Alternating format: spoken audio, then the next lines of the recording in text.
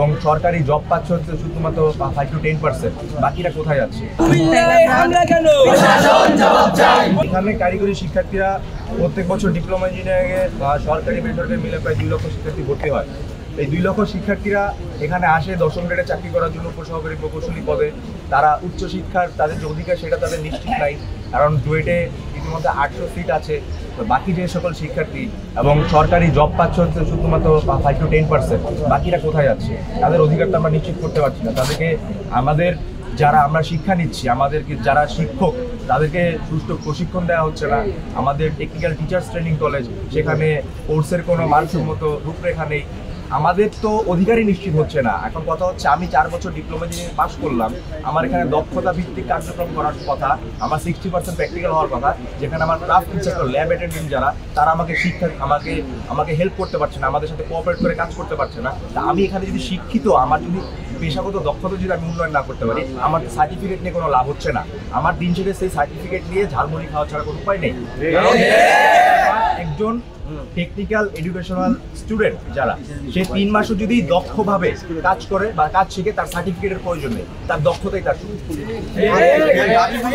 সরাসরি কারিগরি উচ্চশিক্ষা মন্ত্রণালয় বাস্তবায়ন করে, সেটা কিন্তু কারিগরি মাদ্রাসা শিক্ষা বিভাগ করতে পারবে না, সেটা তারা সুপারিশ করতে পারে। সংস্থার কমিশন তারা সরাসরি করতে পারছে না। সেক্ষেত্রে কমিটির প্রতি সম্পূর্ণ সমর্থন রেখে কমিটির কাজ করবে, যেই কাজগুলো বাস্তবায়ন করতে পারবে তারা। কিন্তু আমরা জোর দাবি জানাচ্ছি কারিগরি সংস্থার কমিশনের, কারিগরি সংস্থার কমিশন আমাদের এই দাবিগুলো দ্রুত সময়ের মধ্যে বাস্তবায়ন করতে হবে। এই আমাদের 6টা দাবির মধ্যে যে সকল দাবি জরুরি ভিত্তিতে আমরা মনে করতেছি প্রয়োজন, সেটা হলো আমাদের 1 নং দাবি, যেখানে জুনিয়র ইন্সপেক্টর পদে ক্রাফট ইন্সপেক্টরদের যে অবৈধ পদোন্নতির রায় আছে সেটা বাতিল করতে হবে। যারা এই মামলার সাথে জড়িত তাদের বিভাগীয় তদন্তের ব্যবস্থা করতে হবে।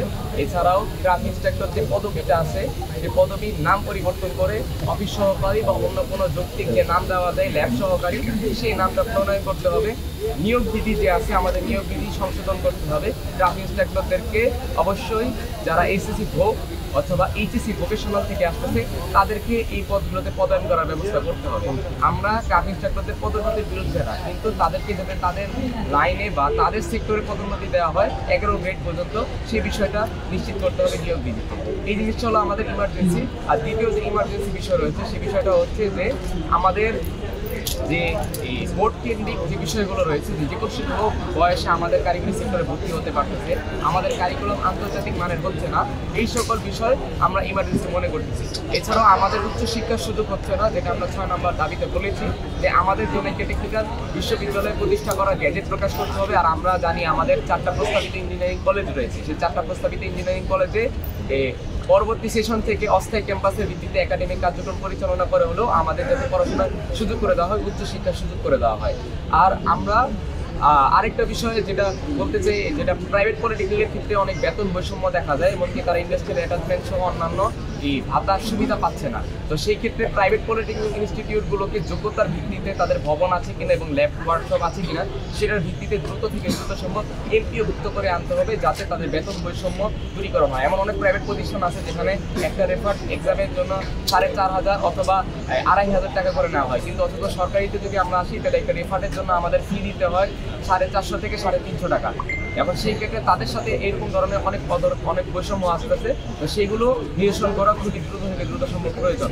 আর আমরা মনে করতেছি যে আমাদের যে কারিগরি সেক্টর যদি আমরা আসলে জীবিত রাখতে চাই, এই ডেমোগ্রাফিক ডিভিডেন্ডের সময় যদি আমরা চাই আমাদের দেশটা এগিয়ে যাক, তো সেক্ষেত্রে কারিগরি উচ্চশিক্ষা মন্ত্রণালয় প্রতিষ্ঠার বিকল্প নাই, এই জিনিসটা করতেই হবে। আর সর্বশেষ আমরা এটাই বলবো, সকল দফা দাবি বাস্তবায়নের জন্য চূড়ান্ত ফলাফল এটাই যে একটা কারিগরি শিক্ষা সংস্কার কমিশন করতে হবে। এই কমিশন এই বিষয়গুলো দ্রুত বাস্তবায়ন করার ইখতিয়ার রাখবে।